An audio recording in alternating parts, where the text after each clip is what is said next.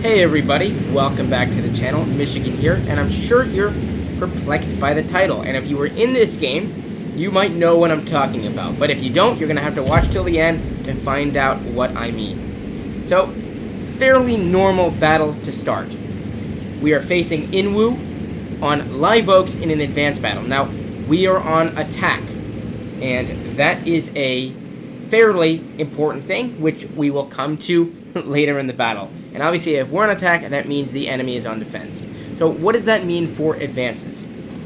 Well, we have 10 minutes to destroy or cap out the enemy team. They also have 10 minutes to destroy or cap us out.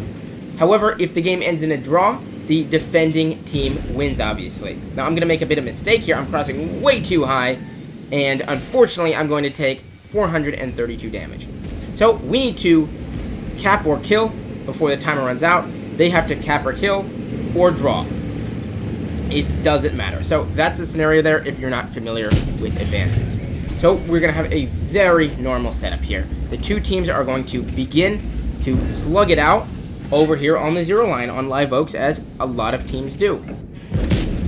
We are going to actually speed this up here just a little bit, as this part of the battle is quite boring. Now remember, we're on attack, so at some point we're going to have to push these guys or do something. We can't sit here forever, and with only 10 minutes, it gives us not a lot of time to maneuver. So right off, you can see I've swapped to Hesh rounds. And what I'm trying to do is just chip away. Even the littlest bit helps. It's not worth it trying to, throw APCR rounds that I might need later at the turret of a chieftain when we're probably not going to. Lieutenant. Now, fortunately, the enemy team gets about 14 to 1,500 there. I actually got cut off. I got caught up with one of my teammates there. And somebody else ended up taking 6,000 trying to get out. Or 600, sorry. However, it was the right move.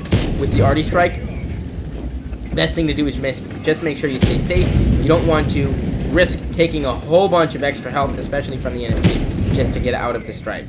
So I'm up to a whopping 136 damage, firing almost all of my Hesh rounds. Actually got a nice roll there for 117. I believe I probably hit his cupola.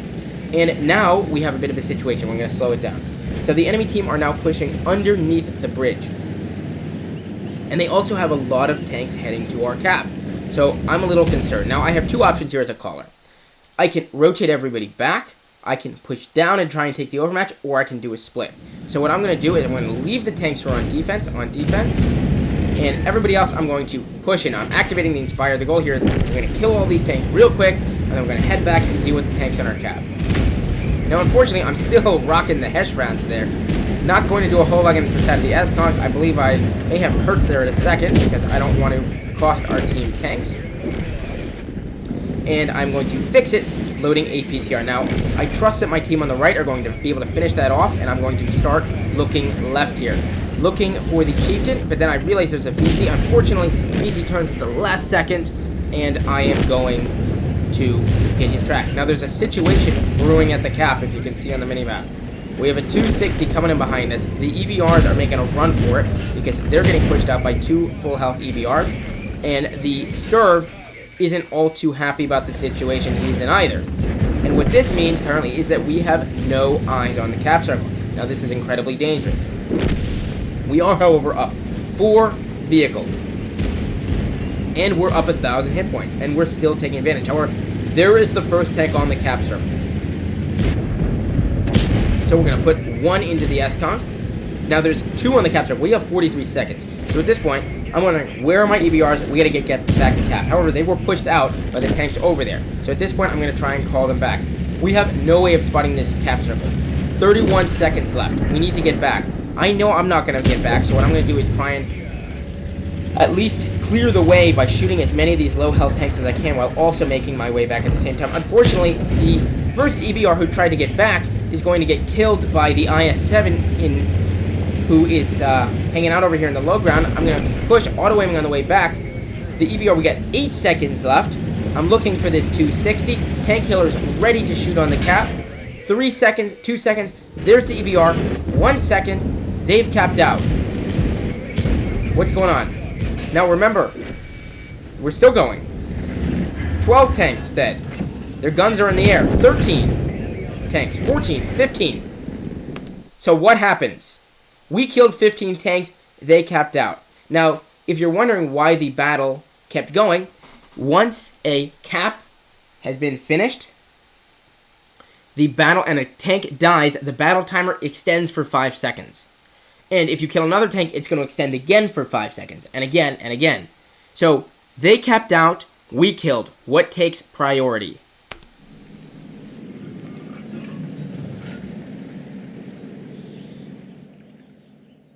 And unfortunately, we are going to face defeat on this battle, even though we killed all 15 enemy vehicles.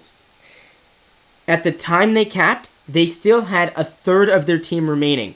In that last couple of seconds, we managed to finish off all remaining tanks. But remember what I said at the beginning. A defending team on an advance wins.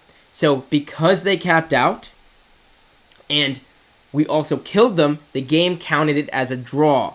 Therefore, a draw means the defending team wins. If we had been on defense, and the enemy team capped out and we killed them, that actually would have been a win for us. So this was a very new situation for us. I wasn't quite sure what would happen. A lot of people were confident that we were going to win. I believe a couple of people weren't sure. I wasn't sure myself. And we had plenty of people who thought we were going to lose it. Some people knew better than I did. However, despite this being a loss, it was a very entertaining game and something that I haven't seen and maybe you haven't seen before. So thank you so much for watching, and I'll catch you in the next one. See ya.